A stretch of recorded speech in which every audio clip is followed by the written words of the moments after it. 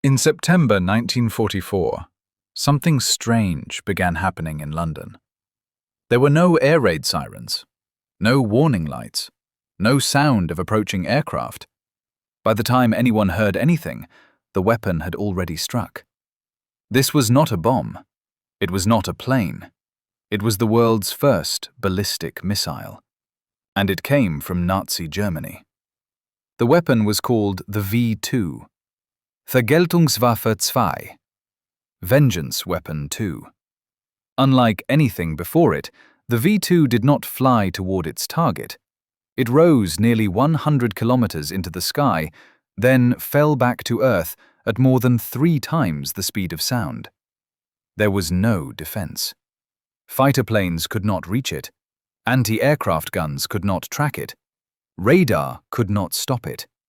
For the first time in history, humanity had created a weapon that could strike faster than sound itself.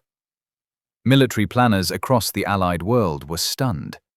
Not because of the damage, but because of what this weapon represented. The V-2 was not just a new bomb. It was the beginning of a new age of warfare. The story of the V-2 began years earlier on Germany's Baltic coast, at a place called Peenemünde. There, a group of young engineers dreamed of spaceflight, rockets that could escape Earth's gravity. At the center of this dream was Wernher von Braun. To von Braun, rockets were not weapons. They were vehicles to the stars. But under Adolf Hitler's regime, dreams had a habit of becoming instruments of war. As Germany's situation deteriorated, the rocket program was seized by the SS. Peenemünde was bombed by the Allies.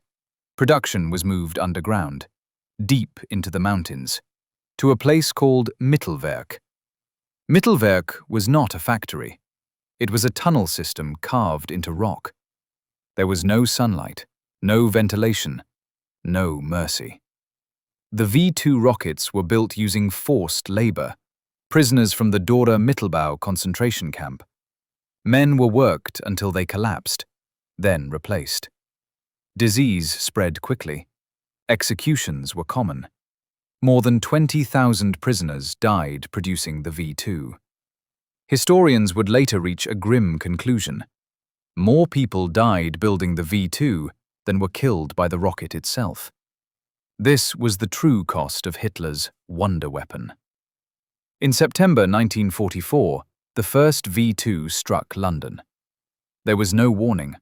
No time to run. The explosion arrived before the sound. People described it as unreal, as if the city itself had turned against them. Soon, rockets were falling on London, Antwerp, and other Allied cities. The military impact was limited, but the psychological effect was enormous. This was terror, delivered from the edge of space. Hitler believed the V-2 would break civilian morale, force Britain into submission, change the course of the war. But the reality was far less dramatic. Each V-2 rocket cost more than a bomber aircraft. It required rare materials, complex manufacturing, highly trained engineers. Germany launched over 3,000 V-2s and achieved almost nothing strategically. Factories continued running. The Allies continued advancing. The war continued moving closer to Berlin. The V-2 was unstoppable. But it was also too late. Hitler had gambled on technology instead of strategy, and he lost. As Nazi Germany collapsed, a new race began. Not for territory, but for knowledge. Both the United States and the Soviet Union rushed to capture V-2 rockets, documents, and engineers. Wernher von Braun surrendered to American forces. Through Operation Paperclip, he and his team were taken to the United States.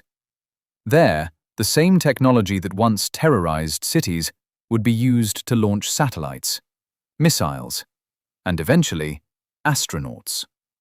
The Saturn V rocket that carried humans to the moon was a direct descendant of the V-2. The V-2 did not save the Third Reich. It did not win the war. but it changed the world. It marked the moment when warfare left the atmosphere, when the line between science and destruction vanished. The same invention that brought death to London also opened the path to the stars, the missile age, the space age. Both were born from the same weapon, and it all began with a rocket that struck before it could be heard.